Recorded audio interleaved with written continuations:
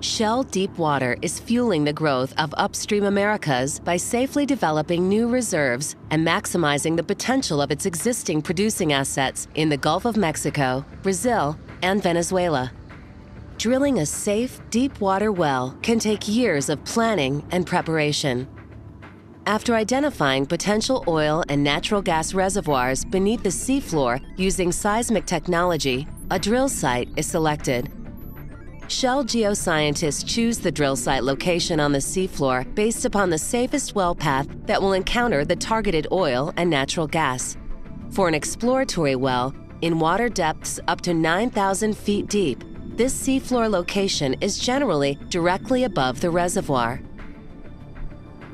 A drilling rig is required to drill a well.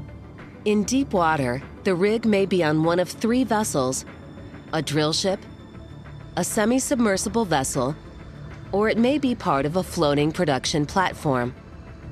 All rigs have a hoisting system to raise and lower the drill pipe and tools needed to drill the well, a blowout preventer or BOP stack, and a pumping system to circulate fluids in and out of the well while drilling.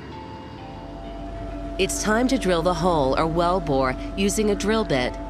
This initial step is called spudding in the well. The shallow sediments just below the seafloor are often very soft and loose. To keep the well from caving in and carry the weight of the wellhead, a large diameter base pipe or casing is drilled or jetted into place. The base pipe is assembled at the rig floor, and a drill bit connected to a drill pipe is run through the inside to the bottom of the casing. The entire assembly is lowered to the seafloor by the rig hoist. At the seafloor, the driller spuds the assembly into the seafloor sediments, then turns on the pump. Water or a drill fluid is used to jet the pipe into place until the wellhead is just above the seafloor. With the base pipe and wellhead at the right depth, the driller will release the bit and drill string from the jet pipe and drill ahead. While the well bore is being drilled, mud is pumped from the surface down through the inside of the drill pipe.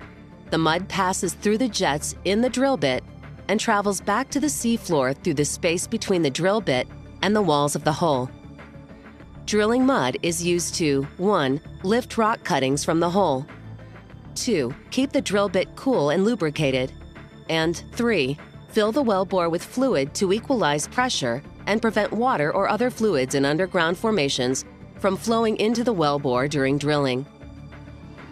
The mud is an environmentally friendly water-based mixture of clay for thickness and fine ground rock or barite for weight. At the planned depth, the driller will stop drilling and pull the bit out of the hole. A smaller pipe or casing string is then screwed together, connected to the drill pipe, and run down to the seafloor and into the well. To permanently secure the casing in place, cement, followed by mud, is then pumped down the inside of the drill pipe. To separate the cement from the mud, a cementing plug is used. The plug is pushed by the mud to ensure the cement is placed outside of the casing, filling the annular space between the casing and the open hole wall. On some locations, a second surface casing is needed, thus the well is drilled even deeper. In this second surface casing interval, the well is cemented using a second smaller casing string, repeating the same process used in the last hole section. At this point in the well, the pressure in the deeper rock may be too high to continue with the simple water-based clay mud, or there may be the potential to encounter oil or gas. Before drilling below this point, a blowout preventer with a riser will be installed at the seafloor.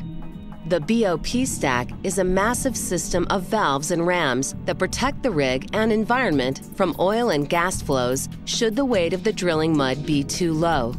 The BOP stack is connected to a pipe called a riser. The riser connects the rig to the well and allows us to circulate the drilling fluid and rock cuttings all the way back to the rig on the surface. The BOP stack is fully tested before we drill further. Drilling now resumes with the drill bit and drill pipe always operating through the BOP stack. Just as we did further up the hole, casing strings are run and cemented in place when needed to cover up the open hole sections. When the oil and gas zones targeted by the geologists are reached and the presence of an oil or gas zone is proven, a final casing string may be installed if the seafloor location is favorable for future development. This final casing string allows for the future safe production of the oil and natural gas.